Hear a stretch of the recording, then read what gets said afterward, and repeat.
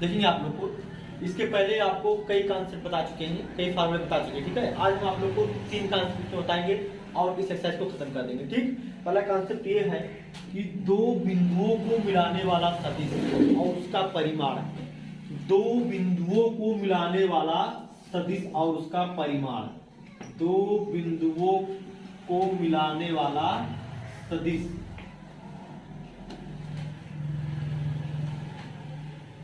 और उसका परिमाण। उसका परिमाण, ठीक है। दो बिंदुओं को मिलाने वाला सदिश और उसका परिमाण देना। देखिए मान लेते हैं कि एक बिंदु ये है P और एक बिंदु ये है Q।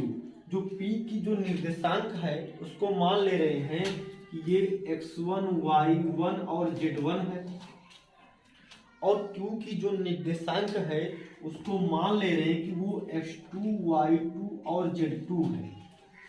P की जो निर्देशांक है वो x1 y1 z1 है, और Q की जो निर्देशांक है वो x2 y2 और z2 है। तो यह दोनों बिंदुओं को मिलाने वाला सदिश है। यह दोनों बिंदुओं को मिलाने वाला सदिश। तो ये सदिश वेल डिफाइंड कैसे होगा? इस सदिश को वेल डिफाइन करने के लिए हम लोग इस तरह से लिखेंगे, इस सदिश PQ इक्वल टू Q बिंदु का स्थिति सदिश माइनस P बिंदु का स्थिति सदिश।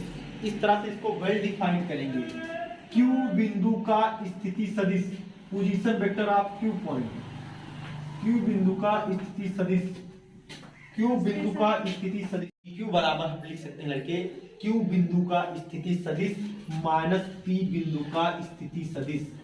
Q का स्थिति सदिश माइनस P का स्थिति सदिश। ध्यान देंगे आप लोग, यहाँ पर z अक्ष तो नहीं बनाए हैं, तो आप कल मान सकते हैं ये x है, y है और ये हमारा z है लड़के। इसको z मान सकते हैं आप, समझ रहे हैं। ये हमारा z है, इसी में z मान लेंगे। ये हमारा मूल बिंदु है, इसको O लिखेंगे। ओरिजिन है, वो ओरिजिन है, मूल बिंदु है, उसको O से लिखते हैं। मूल बिंदु किसे कहते हैं? जहां से कोई प्रेक्षक देखता है, जहां से कोई ऑब्जर्वर ऑब्जेक्ट को ऑब्जर्व करता है, वो हमारा मूल बिंदु होता है। कोई ऑब्जर्वर जहां से ऑब्जेक्ट किसी ऑब्जेक्ट को ऑब्जर्व करता है तो वो हमारा मूल बिंदु होता है, ओरिजिन होता है, ठीक है। ध्यान देंगे। अब Q का स्थिति सदिश हम क्या बताए हैं? मतलब Q बिंदु का मूल बिंदु से सदिश दूरी, यही बताएं लड़के। Q का स्थिति सदिश माइनस P का स्थिति सदिश। इस तरह से PP को डिफाइन किए। स्थिति सदिश का मतलब है कि मूल बिंदु के सापेक्ष Q बिंदु का सदिश दूरी। ये सदिश दूरी क्या लिखे? x2i y2j z2k। यह Q बिंदु का मूल बिंदु से सदिश दूरी है। अब P का सदिश दूरी क्या निकालेंगे? ध्यान दो, ये P बिंदु का सदिश दूरी है। मूल बिंदु से P बिंदु का सदिश दूरी है x1i y1j और z1k।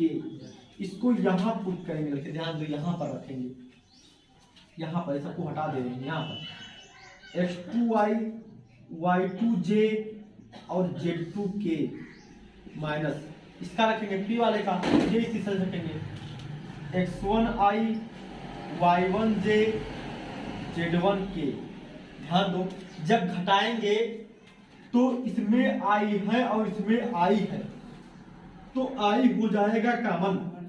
क्या हो जाएगा? i हो जाएगा कॉमन। यहां बचेगा x2 बच्चों, यहां बचेगा x1। इसमें देखो, इसमें j और j कैप क्या हो जाएगा? कॉमन। j कैप ले लेंगे कॉमन, यहां बच जाएगा y2, यहां बच जाएगा y1। देखिए माइनस है बाबू, माइनस कर देगा इसको। कहते ना कि जो भी माइनस से टकराएगा उसका चिन्ह बदल जाएगा, समझ लो। तो माइनस से टकराए तो ये भी माइनस, माइनस से टकराए तो ये भी माइनस, माइनस टकराए तो ये भी माइनस। मतलब जो भी माइनस से टकराएगा उसका चिन्ह बदल जाएगा। फिर है यहाँ देखिए k है, यहाँ पर भी k है, तो k कैप ले लेंगे कॉमन, z2 माइनस z1। यही दो बिंदुओं को मिलाने वाला सदिश है। दो बिंदुओं को मिलाने वाला सदिश यही है। PQ सदिश का परिमाण का फार्मूला रखे I के गुणांक का स्क्वायर प्लस J के गुणांक का स्क्वायर प्लस K के गुणांक का स्क्वायर, ऐसे कर लेंगे। I के गुणांक का स्क्वायर, J के गुणांक का स्क्वायर और K के गुणांक का स्क्वायर, यही फार्मूला रखे, लिख लो चुपचाप। इसके बाद आप लोग को सेक्शन फार्मूला बताना है, खंड सूत्र।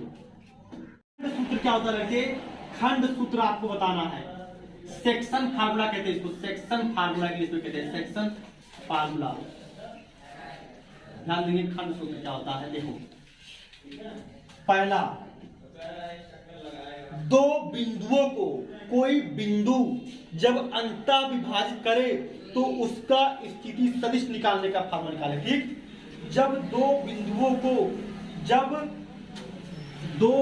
को या जब एक सदिश PQ को, जब सदिश PQ को R बिंदु, जब सदिश PQ को R बिंदु अंतः विभाजित करता है, अंतः विभाजित करता है, अंतः विभाजित करता है, तब R का स्थिति सदिश निकालना है हमको। ठीक है, जो सदिश PQ को, ऐसे PQ पे बार लगा देंगे, सदिश PQ को R बिंदु अंतः विभाजित करता है तो R का स्थिति सदिश निकालना है।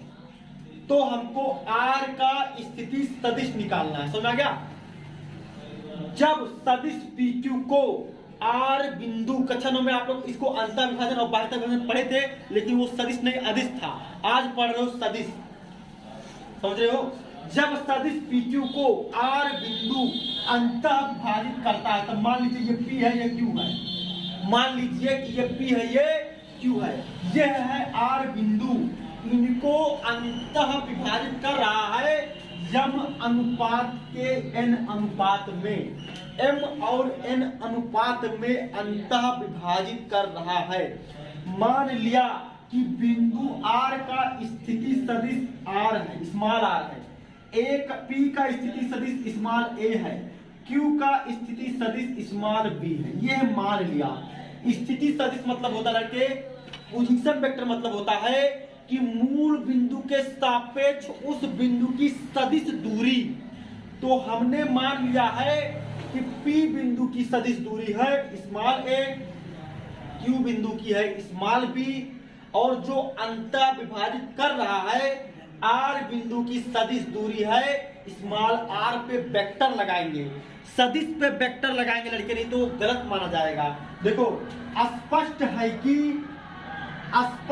कि हमने माना है कि जो बिंदु R है वो PQ को m अनुपाते n में विभाजित करता है, अर्थात इतना m और इतना n। स्पष्ट है कि PR बटे RQ बराबर m बटे n। ध्यान दो लड़के, अगर गलत लिख दिए तो ये सदिश है, आंसर नहीं आएगा। अगर PR को कहीं गलती से RP लिख दिए तब गलत हो जाएगा, क्योंकि अगर PR लिखोगे तो RQ लिखना है, QR नहीं लिख सकते, नहीं तो गलत हो जाएगा। इस बात को सोच लो। PR बटे RQ बराबर m बटे n, ये स्पष्ट है। इतना क्लियर है, इतना सबको समझ आया। अब PR का मतलब है सदिश में लिखेंगे हम लोग। R का स्थिति सदिश स्मॉल r है, माइनस P का स्थिति सदिश स्मॉल a है। अब RQ क्या है, Q का स्थिति सदिश स्मॉल b है, R का स्थिति सदिश स्मॉल r है, m बटे n। क्लियर हो गया इतना? तुरंत इतना लिख लो, आप इसको मिटा रहे हैं। अब इसको यहाँ बता देंगे, है ना, अंतः विभाजन के लिए। इसका गुणा इधर और इसका गुणा इधर, इसका गुणा इधर और इसका गुणा n r माइनस ध्यान दो, इसका गुणा इधर और इसका गुणा, अब करा लो गुणा अंदर, इसका गुणा होगा तो n, इसका गुणा इससे होगा n सदिश m सदिश b m सदिश r। ध्यान देंगे, r को इकट्ठा कर ले रहे हैं और एन एम को इकट्ठा कर लेंगे, क्योंकि हम आर कॉमन ले लेंगे। हमको यही तो आर बिंदु का स्थिति सदिश चाहिए ना, इसीलिए हम आर आर को कॉमन ले इकट्ठा कर रहे हैं। पहले इकट्ठा लेंगे फिर कॉमन लेंगे एन आर। अब ये माइनस है, इधर क्या जाएगा प्लस हो जाएगा। ये माइनस है, इधर क्या जाएगा प्लस हो जाएगा। ये माइनस न लड़के इधर आएगा बस प्लस हो जाएगा, और ये माइनस है इधर आएगा तो प्लस हो जाएगा। दोनों में से आर कॉमन है, उसको कॉमन ले लेंगे। यहाँ बचेगा एन, यहाँ बचेगा एन। ये कहाँ जाएगा नीचे, कहाँ जाएगा देखो, इसको यहाँ पर लेके रहेंगे, यहाँ पर लेके देखो, तो सदिश आर बड़ा हो जाएगा यम यम, और उसके बाद यम प्लस एन लिखो, चाहे एन प्लस एन लिखो, चाहे यम प्लस एन लिखो रखे, और चाहे एन प्लस यम लिखो, ठीक है। अब इसको हटा दे रहे हैं, आप लोग लिख लीजिए इसको, है ना। देखिए अब इसको हम आप लोग को याद करने का ट्रिक बता रहे हैं, ठीक है, जान लीजिए कैसे याद करेंगे। तो मान लीजिए कि ये था आपका P और Q, और ये है R, ये है स्मॉल a स्मॉल b, ये है स्मॉल r। तो ये था m रेशियो n में, ठीक। तो जब r हम लोग लिखेंगे यम इतना, जब ये पार्ट लेंगे तो इसके साथ ये वाला लेंगे क्रॉस, यम इतना यन इतना, फिर यम प्लस ऐसे ऐसे याद करें, यम इतना एन इतना, फिर यम प्लस। अगर यही बाह्यता कहेगा लड़के, हम ट्रिक बता दे रहे हैं आपको, बाह्यता कहेगा तो यहाँ माइनस लगा देंगे। जब बाह्य वाला कहेगा उसको भी अभी प्रूफ करा दे रहे हैं, जब बाह्य वाला आएगा तो वहां माइनस लग जाएगा, अंतर वाला है तो वहां प्लस लग जाएगा। जब सदिश सदिश PQ को बिंदु R बाह्यता विभाजित करता हो, बाह्यता विभाजित करता हो, बाह्य विभाजित करता हो,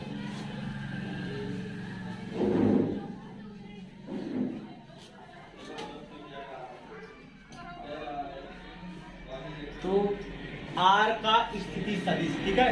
जब बिंदु R सदिश PQ को बाह्य विभाजित करता हो, मतलब बाहर से, तब R बिंदु का स्थिति सदिश देखेंगे। मान लीजिए ये P है, ये Q है, मान लीजिए ये P है, ये Q है, ठीक। अब बाह्य विभाजित कर रहा है, मान लीजिए यहाँ पे कहीं R है, वो इतने को m और इतने को n, m रेशियो n में डिवाइड कर रहा है। बाहर से डिवाइड करने मतलब देखो रखे, इतना है m और इतना है n, ध्यान देंगे, इतना है m और इतना है n। यम अनुपाते n के अनुपात में बिंदु R सदिश PQ को बाह्यता विभाजित कर रहा है। m अनुपाते n के अनुपात में बिंदु R सदिश PQ को बाह्यता विभाजित कर रहा है। मान लिया कि P का स्थिति सदिश स्मॉल a, Q का स्थिति सदिश स्मॉल b, R का स्थिति सदिश स्मॉल r है। ये मूल बिंदु है, इतना चीज मान लिए, सुना, ये मूल बिंदु है, ठीक है। P का स्थिति सदिश स्मॉल a, Q का स्थिति स्मॉल b और R का स्थिति स्मॉल, तो स्पष्ट है कि RP बटे PQ बराबर M बटे N। यही स्पष्ट है कि RP बटे PQ बराबर M बटे N, सदिश लगा देंगे। और क्या, सदिश RP का मतलब है P का स्थिति सदिश माइनस R का स्थिति सदिश, PQ का मतलब है Q का स्थिति सदिश माइनस P का स्थिति सदिश। ध्यान दीजिए, हाँ देखो, PQ एक मिनट थोड़ा सा, आरपी बटे आर क्यू बराबर यम बटे एन। ध्यान दो, आरपी बटे आर क्यू बराबर यम बटे एन। आरपी बटे आर क्यू बराबर यम बटे एन। ठीक है, आरपी का मतलब है पी का स्थिति सदिश माइनस आर का स्थिति सदिश। आर क्यू का मतलब है क्यू का स्थिति सदिश माइनस आर का स्थिति सदिश। ठीक है, ध्यान दो, आर पी आर क्यू यम बटे यम। ठीक है, ध्यान दो आप लोग। उसके बाद आरपी का मतलब पी का स्थिति सदिश माइनस आर का स्थिति सदिश। आर क्यू का मतलब क्यू का स्थिति सदिश माइनस आर का स्थिति सदिश, यम बटे यम। ऐसे गुणा करा लो। ठीक है, क्या करा लो, गुणा। इसका गुणा इधर, इसका गुणा इधर। ठीक है, यन इतना, यन इतना, यम इतना, यम इतना। ध्यान दो, इस आर वाले को इकट्ठा कर दे रहे हैं और इसको इधर ले आ रहे हैं। ठीक है, अब यहाँ पर हम मिटा के इसको लिख रहे हैं, आप लोग तुरंत लिख लेंगे इसको, है ना।